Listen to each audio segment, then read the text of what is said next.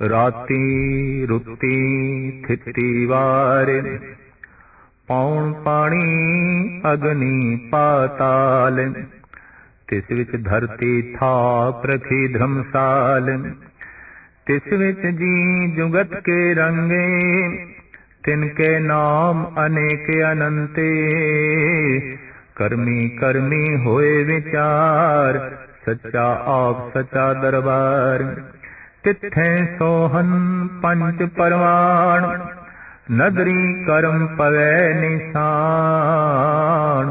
कच पकाई उथे पाए, नानक गया जापे जाए।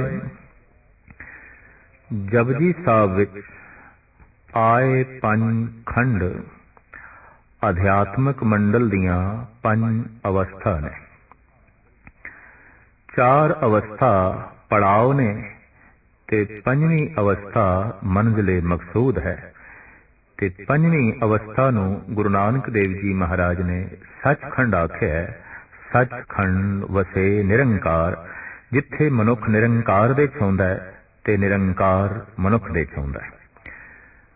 आखिर हर मार्ग दे कुछ न कुछ पड़ाव होंदे ने।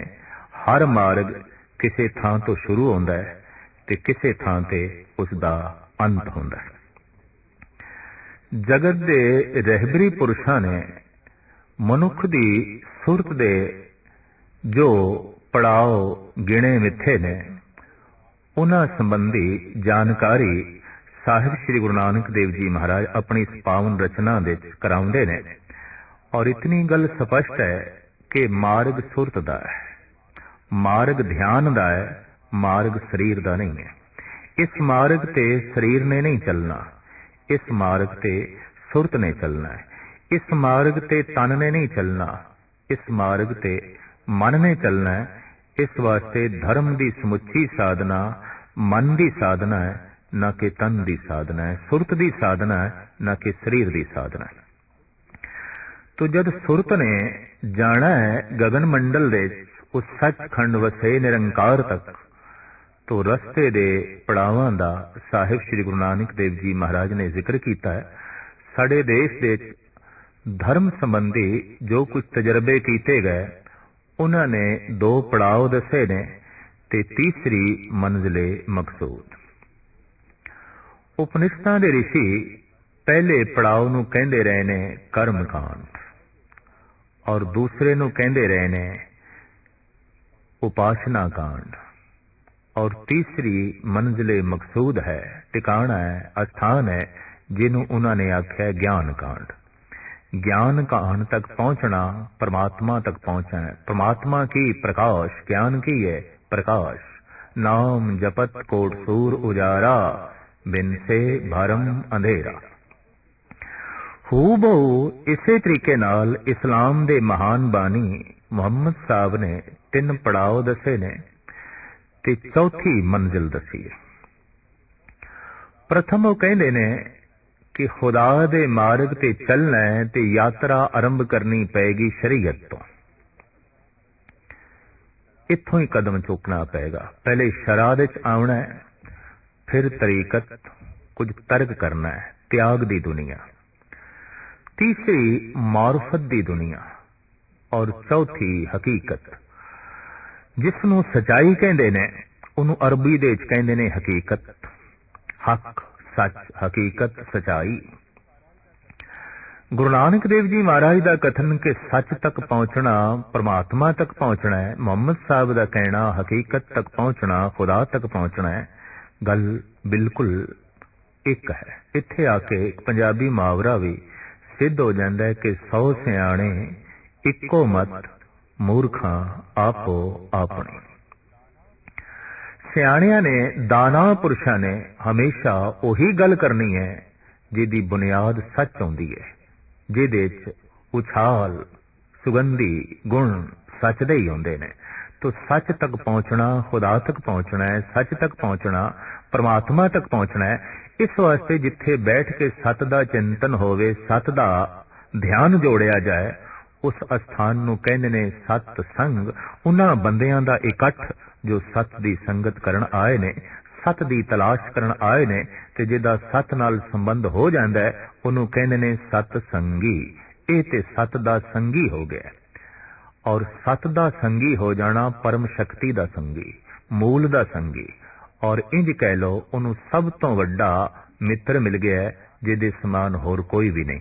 तो साहिब श्री गुरु नानक देव जी महाराज ने 4 पड़ाव दसे ने, 5वीं मंजिले मकसूद। जिस तरह 2 पड़ाव ते तीसरी मंजिल साडे देश दे प्राचीन सनातनी ऋषियां ने दसे ने, कर्म कांड, उपासना कांड ते फिर ज्ञान कांड। कर्म कांड शरीर ने करना है, उपासना कांड मन ने करना है, ज्ञान कांड फल है। इंज कह लो कर्म कांड बीज है, उपासना कांड शाखा ने ते ज्ञान कांड फल है। कर्म दा फल ही है ज्ञान। गुरु ग्रंथ साहब जी महाराज दी बाणी, ज्ञाने कारण कर्म अभ्यास, ज्ञान भया तब कर्मे नाश, फल कारण फूली बन राय, फल पाका तब फूल विलाए। फुल खिड़े ने फल नूं जन्म देण लई, पर जैसे फुल दे चों फल निकलदा है फुल्लां दा अंत हो जांदा है। जैसे ही ज्ञान की प्राप्ति होंदी है कर्म कांड की दुनिया रह जाती है। अगर सारी जिंदगी कर्म कांड चल रहा है तो इतनी गल स्पष्ट है कि इस बंदे कोल ओ फुल है जिहदे चों अजे तक फल नहीं निकले। और हकीकत विच कुछ कर्म कांड ते ऐसे भी ने जिन्हां दे च वाकई फल की प्राप्ति होंदी ही नहीं। जिसनूं अजकल नानक मता कहंदे ने, किसी वक्त इस अस्थान का नाम सी गोरख मता। जब साहिब श्री गुरु नानक देव जी महाराज अपने साथियां मरदाने इत्यादक दे समेत पहुंचे ने गोरख मते दे, तां योगियां ने आप दा सन्मान कीता ते मुखी सिरमौर जोगी लोहरीपा नाथ ने गुलाब दा एक फुल पेश कीता। मरदाना कहन लगा, पातशाह पहले सुमेर पर्वत ते या वटाले जिथे जिथे भी गया जोगी लंबी चौड़ी बहस करते रहे ने, पर हुण इन्हां दा सुभाव बिल्कुल बदले आया। हुण ते आप नूं वेख के प्रसन्न होके गुलाब दा फुल भेंट कर रहे ने। पातशाह इन्हां दे सुभाव दे तब्दीली आई है। सतगुर कहन लगे, फुल भेंट नहीं कीता, एक सवाल अगों रखे है। ये फुल सानू अर्पण नहीं कीता। इन्हां समुचे जोगियां ने एक सवाल खड़ा कीता। मरदाना कहंदा, पातशाह सवाल, हाँ इन्हां ने सवाल खड़ा कीता है कि योग मत गुलाब दे फुल दी तरह है। इहदे च रिधियां सिद्धियां दी सुगंधी है। इहदे संसारिक पूजा प्रतिष्ठा दी सुंदरता है।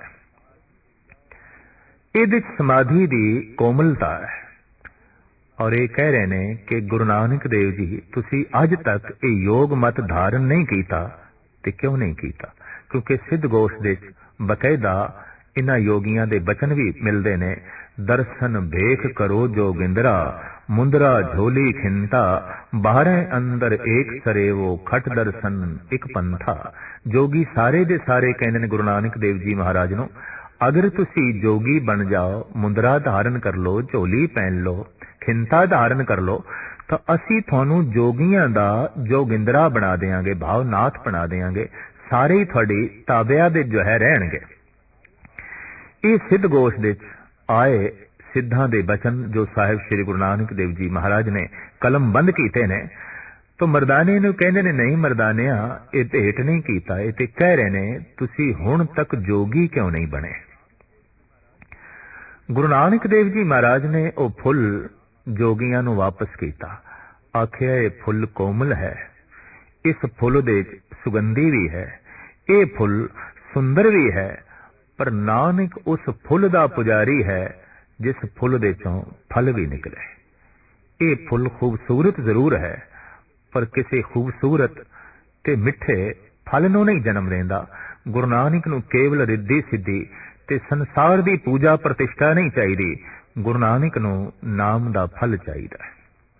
मैं जिंदगी दा आधार केवल नाम नूं ही समझदा, ते जिस कर्म दे नाम रस नहीं, मेरे लिए वो फुल है जिहदे च कोई फल ही नहीं। ਤੇ ਮੈਨੂੰ ਇਸ ਤਰ੍ਹਾਂ ਦੇ ਫੁੱਲ ਨਹੀਂ ਚਾਹੀਦੇ ਜਿਨ੍ਹਾਂ ਫੁੱਲਾਂ ਦੇ ਫਲ नहीं है। तो योगी खामोश होए। साहिब श्री गुरु नानक देव जी महाराज ने बकायदा फरमान किया भी कर्म भी वो करना है जिस कर्म दे बीज दे चों ज्ञान निकले। जिस कर्म दा धर्म नाल संबंध नहीं वो कर्म पाखंड है। जैसे गुरु अर्जन देव जी महाराज फरमान करते ने कर्म धर्म पाखंड जो दिसे तिन जम जागाती लूटे निर्वाण कीर्तन गाओ करते का निमक सिमरत जित छूटे। हुण जगत ते यही उपदेश दिता जांदा है ऐ संसारियो कर्म धर्म करो।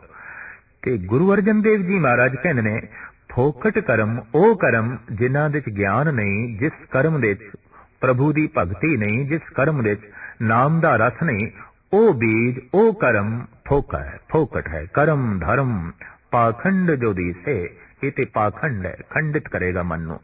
दरअसल कर्म कांड ओही ठीक है जो मन नू अखंड करे, मन नू एक करे।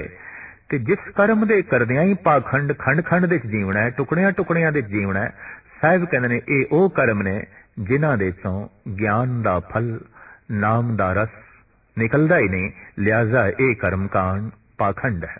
साहिब गुरु गोबिंद सिंह जी महाराज दा भी फरमान है केवल कर्म भरम से चीनो धर्म कर्म अनरागो। भी चिंतन कर दे हो ऐ परमात्मा दे पुजारी हो केवल उन्हां कर्मां दे आसरे ते जिहड़े कर्म भरम ते खड़े ने।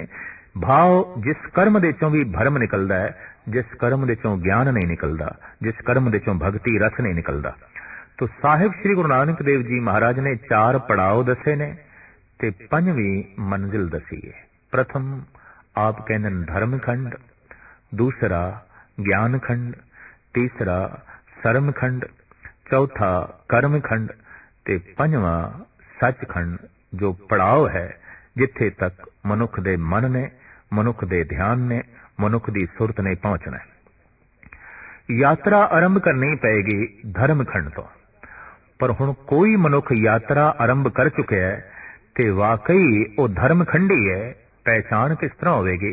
दरअसल गुरु नानक दी सारी शिक्षा दीक्षा धर्म दी मन प्रति है। और साहिब ऐसा भी कहते हैं कि धार्मिक दिखाई दे जाना ये एक श्रृंगार है। ये कोई भी किसी तरह का श्रृंगार करके धार्मिक दिखाई दे सकता है, पर धार्मिक हो जाना एक बहुत वड्डी साधना है, एक बहुत वड्डी तपस्या है, एक बहुत वड्डी मेहनत है। साहब आप भी कहने होते मुशक्कत है जिन्नी नाम ध्याया गए मुशक्कत घाल। बड़ी भारी मेहनत है, बड़ी जो है करड़ी मुशक्कत है। तो इसी तरीके नाल इस्लाम दे पहले पड़ाव की पहचान हो जाती है भी शरह दे आया है। और उपनिषदां दे ऋषियां दे मुताबिक जो कर्म कांड दे आया उन्हें यात्रा आरंभ कर दी। गुरु नानक देव जी महाराज कहते जो धर्म खंडी है उन्हें यात्रा आरंभ कर दी। पर हुण धर्म खंडी है ये किस तरह पहचान होगी? साहिब कहते ने धर्म खंडी अपने जीवन नू धर्म देंदा है, एक मर्यादा देंदा है, एक असूल देंदा है, एक विधि ते विधान देंदा है। और वो किस तरह देंदा है? उन्होंने एक सूझ मिलती है, उन्होंने एक समझ मिलती है सत्संग कर करके कि जगत विच जो कुछ भी हो रहा है सब विधि पूर्वक हो रहा है, सब विधानक ढंग नाल हो रहा है। साहिब उसदा ही निखेड़ा इस पावन पवित्र पौड़ी विच करदे ने। राती रुती थिथी वार पौण पानी अग्नि पाताल। ए रातां ए रुत्तां ए थित ए वार ए दिन दिहाड़े किसी विधि विधान के मुताबिक गर्दिश दे ने चल रहे ने। साहिब परिपूर्ण परमात्मा ने एक अटल नियम असूल बना दिता है, उसकी उलंघना नहीं हो सकती। अगर कोई लख कोशिश करे कि अग्नि दे चों ठंडक मिले ते बर्फ दे चों तपश मिले, ऐसा हो नहीं सकता। सूरज दे चों अंधेरा मिले और चंद्रमा दे चों जलन मिले, नहीं, ऐसा नहीं हो सकता। हर एक ने अपने अपने नियम की पालना करने वास्ते उस परिपूर्ण परमात्मा ने ड्यूटी ते लाए हुए ने, सेवा ते लाए हुए ने। तो साहिब कहते ने जिस तरह ये रातां रुत्तां थित वार नियम पूर्वक चल रहे हैं और अपनी ड्यूटी निभा रहे हैं, इसी तरीके नाल पवन ते पानी ते अग्नि ਤੇ ਪਾਤਾਲ ਕਿਸੇ ਨਿਯਮ ਤੇ ਖੜੇ ਨੇ। ਭਾਵ ਉੱਪਰ ਦੀ ਧਰਤੀ, ਥੱਲੇ ਦੀ ਧਰਤੀ ਕਿਸੇ ਵਿਧਾਨਕ ਢੰਗ ਦੇ ਨਾਲ ਖੜੀ ਹੈ, ਕਿਸੇ ਅਸੂਲ ਤੇ ਖੜੀ ਹੈ। ਇੱਕ ਸਿਆਣਾ ਬੰਦਾ, ਧਰਮਖੰਡੀ ਬੰਦਾ ਜਦ ਵੇਖਦਾ ਹੈ, ਗ੍ਰਹਿ ਨਛੱਤਰਾਂ ਦੇ ਉੱਤੇ ਨਿਗਾਹ ਮਾਰਦਾ ਹੈ ਵੀ ਲਾਜ਼ਮੀ ਕਿਸੇ ਵਿਧਾਨਕ ਢੰਗ ਨਾਲ ਇਹ ਟਿਕਿਆ ਹੋਇਆ ਹੈ। ਦੇਖੋ ਟ੍ਰੈਫਿਕ ਦੇ ਰੂਲ ਹੁੰਦੇ ਹੋਇਆਂ, यातायात ਦੇ ਨਿਯਮ ਹੁੰਦੇ ਹੋਇਆਂ ਵੀ ਅਣਗਿਣਤ ਐਕਸੀਡੈਂਟ ਹੋ ਜਾਂਦੇ ਨੇ, ਟਕਰਾਓ ਹੋ ਜਾਂਦੇ ਨੇ। ਹਜ਼ਾਰਾਂ ਨਹੀਂ, ਅਰਬਾਂ ਖਰਬਾਂ ਗ੍ਰਹਿ ਨਛੱਤਰ ਸੂਰਜ ਚੰਦ ਤਾਰੇ ਜੋ ਆਵਾਜ਼ ਤੋਂ ਵੀ ਤਿੱਖੇ ਚੱਲ ਰਹੇ ਨੇ, ਪਰ ਮਜਾਲ ਹੈ ਕਿਧਰੇ ਟਕਰਾਓ ਹੋਵੇ तो लाजमी कोई विधि है, कोई विधान है, कोई नियम है, नहीं तो सारे ही टकरा जान और सारे ही आज खत्म हो जान। जबकि देखते हैं कि मनुख दे बनाए हुए नियम दे बावजूद, मनुख दी मर्यादा बनाई हुई दे बावजूद एक्सीडेंट हो जाते ने, टकराव हो जाते ने। तो इत्थे मनना पेगा कि अगर मर्यादा है ही नहीं तो हुणे ही धरती किसी ग्रह नाल टकरा जाए, और ग्रह एक सैकंड दे सारे टकरा के फना हो जान। नहीं, ਇਹ ਅਣਗਿਣਤ ਸੂਰਜ ਮੰਡਲ, ਇਹ ਅਣਗਿਣਤ ਗ੍ਰਹਿ ਨਛੱਤਰਾਂ ਦਾ ਮੰਡਲ ਜੋ ਬਹੁਤ ਤਿੱਖੀ ਗਰਦਿਸ਼ ਵਿੱਚ ਹੈ ਪਰ ਟਕਰਾਓ ਨਹੀਂ ਹੈ, ਇਹ ਲਾਜ਼ਮੀ ਕੋਈ ਵਿਧੀ ਹੈ, ਵਿਧਾਨ ਹੈ। तो ਸਾਹਿਬ ਕਹਿੰਦੇ ਨੇ ਸਭ ਕੁਝ ਵਿਧਾਨਕ ਢੰਗ ਦੇ ਨਾਲ ਚੱਲ ਰਿਹਾ ਹੈ। ਤਿਸ ਵਿੱਚ ਧਰਤੀ ਥਾਪ ਰੱਖੀ ਧਰਮਸਾਲ, ਪੌਣ ਵਿੱਚ, ਪਾਣੀ ਵਿੱਚ, ਅਗਨੀ ਵਿੱਚ, ਪਾਤਾਲ ਵਿੱਚ, ਔਰ ਰਾਤਾਂ ਰੁੱਤਾਂ ਥਿੱਤਾਂ ਵਾਰਾਂ ਵਿੱਚ ਉਸ ਪਰਿਪੂਰਨ ਪਰਮਾਤਮਾ ਨੇ ਜੀਵਾਂ ਦੇ ਧਰਮ ਕਮਾਉਣ ਲਈ ਇਹ ਧਰਤੀ ਬਣਾ ਕੇ ਰੱਖੀ ਹੈ। ਇਸ ਵਾਸਤੇ ਸਮੁੱਚੀ ਧਰਤੀ ਨੂੰ ਗੁਰੂ ਨਾਨਕ ਦੇਵ ਜੀ ਮਹਾਰਾਜ ਕਹਿੰਦੇ ਨੇ ਇਹ ਧਰਮਸਾਲ ਹੈ। ਇਹ ਜੀਵਾਂ ਦੇ ਧਰਮ ਕਮਾਉਣ ਦੀ ਜਗ੍ਹਾ ਹੈ, ਧਰਮਸ਼ਾਲਾ ਹੈ। ਇੱਥੇ ਮਨੁੱਖ ਨੇ ਕੁਝ ਪੜ੍ਹਨਾ ਹੈ, ਇੱਥੇ ਜੀਵਾਂ ਨੇ ਕੁਝ ਸਿੱਖਣਾ ਹੈ। ਅਗਰ ਬੰਦਾ ਬਾਰ-ਬਾਰ ਇਸੇ ਪਾਠਸ਼ਾਲਾ ਵਿੱਚ ਆ ਰਿਹਾ ਹੈ, ਬਾਰ-ਬਾਰ ਇਸੇ ਪ੍ਰਿਥਵੀ ਤੇ ਜਨਮ ਲੈ ਰਿਹਾ ਹੈ, तो गल स्पष्ट हो गई, बार बार फेल हो रहे, नाकाम हो रहे।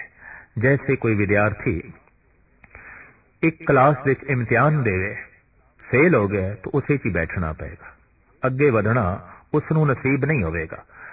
तो इत्थे धरती जो धर्मसाल है, इत्थे इम्तिहान की है मौत। मौत दस देगी जिंदगी सफल हुई है या नाकाम हुई है। भगत कबीर कहते ने कि चले जुआरी दोए हथ झाड़, ये दोवें हथ झाड़ के जा रहे हैं। मौत दस रही है, जिंदगी खाली रही, जीवन खाली रहा, कुछ भी नहीं है। तो मौत इम्तिहान है। अगर मौत आ रही है, मनुख दुखी है, बेचैन है, मोह वद्दा जा रहा है, संताप वद्दा जा रहा है, तो गल स्पष्ट हुई, इस जीवन तो उच्चा जीवन इसनों नहीं मिले। इस संसार तो कोई उच्ची दुनिया इसनों उपलब्ध नहीं हो सकी। इस वास्ते ये इसे ही संसार विच रहेगा। मनुख नूं उतने चिर तक इसे ही संसार विच रहना पैंदा है जितने चिर तक इस संसार तो उच्ची दुनिया लभदी नहीं। जितने चिर तक विद्यार्थी उच्ची क्लास विच ना जाए, कामयाब ना होवे, उन्हों नीवीं क्लास विच रहना ही पैंदा है। बार बार इस धरती ते आवना इस गल दा सबूत है कि मनुख बार बार फेल होंदा रहा है। भगत कबीर कहते ने बहुते फेर भय किरपन को अब किछ किरपा कीजे। हे अकाल पुरख, बहुते फेर हो चुके ने, बहुत दफा इसे धरती ते मैं रह चुके हाँ, अगे वधना मैनू नसीब नहीं होया। जबकि गुरु अर्जन देव जी महाराज प्रेरणा देंदे ने, अगां तू तरांग पिछा फेर न मोजड़ा। ये धर्म कमाण दी जगह है ते तू इत्थे ही घर बना के बैठ गया, इत्थे टिक के बैठ गया, अगां वधण दा ना नहीं लै रहा। साहिब कहते ने ये जीवां दे धर्म कमाण दी जगह है। धरती दे उत्ते जनसंख्या दा वध जाना इस गल दा सबूत है कि मौत दस रही है ये जीव फेल हो गया, तो मुड़ के फिर इत्थे आ रहे ने। ते कुछ पशु जूना पशु तन नूं त्याग के विकास करदियां होईयां मनुख बन रही ने, उन्होंने भी इस धरती ते विचरना। ते मनुख मर के फिर मनुख बन रहा है, अगां नहीं जा रहा, मुक्ति प्राप्त नहीं हो रही। तो इस ढंग नाल सहजे सहजे जनगणना वधी जा रही है, वधी जा रही है। और वधण दा ये एक मूल कारण है धार्मिक दृष्टिकोण के मुताबिक। अगर इस जीव ने मोक्ष ही नहीं होना, अगर इस बगदी हुई धारा ने सागर विच लीन होके सागर दा रूप ही नहीं बनना, तो इसने रस्ते दी जमीन नूं थां थां ते छप्पड़ बन के घेरना है, तालाब बन के घेरना है। तो धरती की जनसंख्या ਵਧਣ ਦਾ धार्मिक दृष्टिकोण के अनुसार यही कारण है कि मनुख मर के फिर इस धरती ते आ रहा है ते पशु जूना सहजे सहजे पशु तन त्याग के विकास कर दियां हुई मनुखा तन प्राप्त कर रही ने और इस ढंग नाल जनगणना वधी जा रही है। जैसे विद्यार्थी बार बार फेल होंदा रहे और सारे फेल होंदे रहन ते नवे दाखला लेंदे रहन तां क्लास दे विच बहुत भीड़ हो जाएगी, बहुत भीड़ हो जाएगी। धरती की भीड़ इस गल का सबूत है कि मनुख की सुरत अगाह नूं जो है नहीं जा रही। तो साहिब कहंदे ने ये जीवां दे धर्म कमाण दी जगह है। किहड़ी? ये धरती। तिस विच जी जुगत के रंग, इस दे विच जीवन दियां अणगिणत जुगतियां ने। जीव बथेरे ने पर एक जुगती नाल नहीं जीवदे।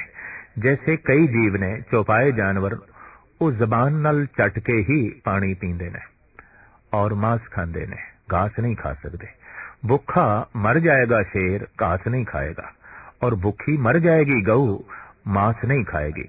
इन्हां दियां जीवन जुगतियां परिपूर्ण परमात्मा ने नाल निश्चित कर दित्तियां ने। इस वास्ते कहा जाता है कि पशु भोग जोन है ते मनुख जो है ये कर्म योन है। ये कुछ भोगन वास्ते भी आया है पर कुछ कर्म वास्ते भी आया है। पर पशुआं दी ते जीवन जुगती भी बजी हुई है। वो अपनी जीवन जुगती तो एक पासे नहीं हो सकते, उसे दे च ही मजबूरन उन्हां नूं जीवना पैंदा है। मनुख नूं अपनी जीवन जुगती स्वयं तलाश करनी पैंदी है। की पहनना है, की नहीं पहनना, कित्थे रहना है और किवें रहना है, की खाना है, की नहीं खाना। गरस के सारियां जुगतियां उगतियां मनुख नूं स्वयं लभणियां पैंदियां जीवन दे संबंध विच। तो साहिब कहंदे अनेकां तरह दे जीव जो इस धरती विच ने, उन्हां दियां अनेकां तरह दियां जीवन जुगतियां ने, उन्हां दे अनेकां रंग ने। तिनके नाम अनेक अनंत। साहिब कहंदे ने इन्हां जीवां दे नाम भी अनेकां ने, रूप भी अनेकां ने, रंग भी अनेकां ने और जीवन दियां जुगतियां भी अनेकां ने। पर हुण साहिब कहंदे ने करमी करमी होए विचार। प्रभु दे दर दे उत्ते जो विचार हुंदी है वो कर्मां दी हुंदी है। कर्म की है और मनुख ते चूंकि है ही कर्म योन, ये भोग योनी नहीं है, ये कर्म योनी है। मनुख ने कितना भोगया है इस गल की महानता उत्थे नहीं मनी जाएगी। मनुख ने कर्म की कीते ने इस गल की गणना होगी, इस गल की गिनती होगी की कर्म कीते ने। और कर्म उही शुभ होंदा है जिस दे नाल दूजियां दी जिंदगी दी तामीर होवे ते अपनी सुरत उच्ची होवे, मन नूं हुलास मिले, दूजियां नूं सुख मिले, वो ते शुभ कर्म है। ते जिस कर्म दियां दूजे नूं चोट मिले ते मन विच गिलानी पैदा होवे वो ते अशुभ कर्म है।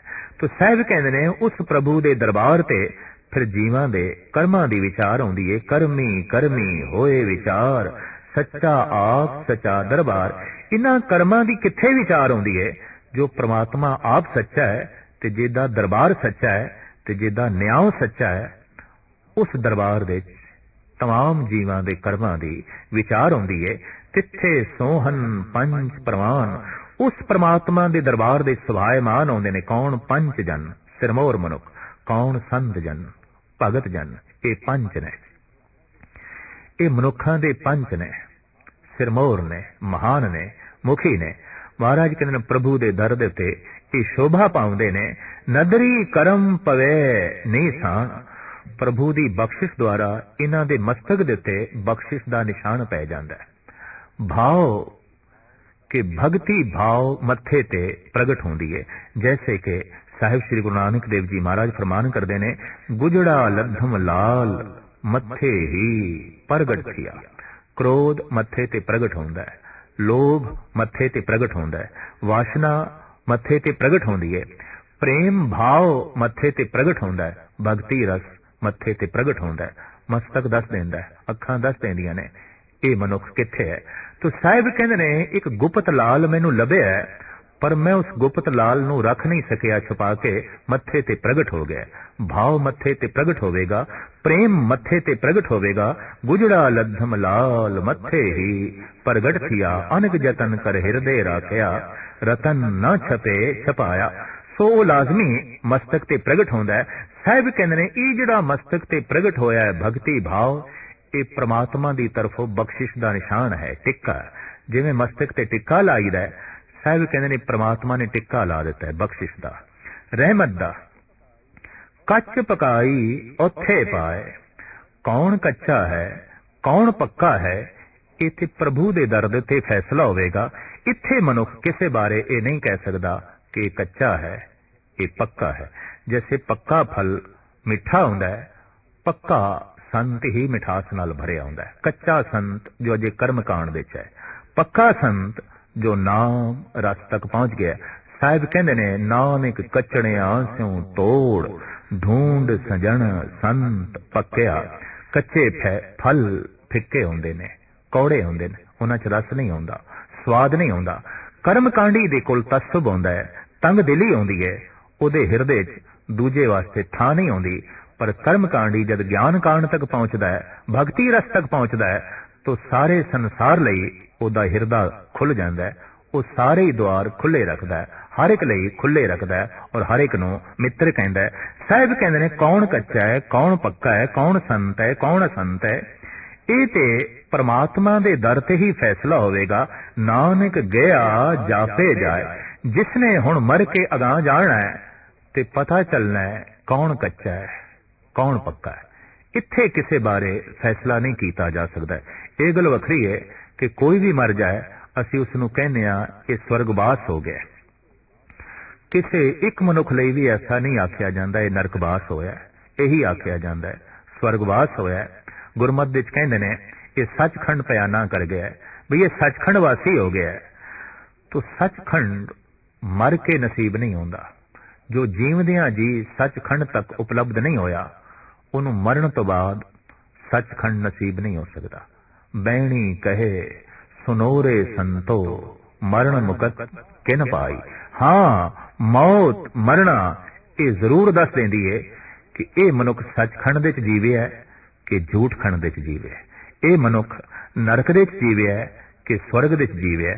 ਤੋ ਸਾਹਿਬ ਕਹਿੰਦੇ ਧਰਮਖੰਡ ਦੀ ਇਹ ਵਿਚਾਰ ਹੈ ਕਿ ਉਸ ਮਨੁੱਖ ਦੀ ਜ਼ਿੰਦਗੀ ਸਾਰੀ ਵਿਧਾਨਕ ਹੋਵੇਗੀ। ਉਸਦਾ ਉੱਠਣਾ ਬੈਠਣਾ ਖਾਣਾ ਪੀਣਾ ਸੋਣਾ ਜਾਗਣਾ ਪਹਿਣਾ ਹੱਥਾਂ ਕੇ ਹੱਸਣਾ ਤੇ ਰੋਣਾ ਸਭ ਵਿਧਾਨਕ ਹੋਵੇਗਾ।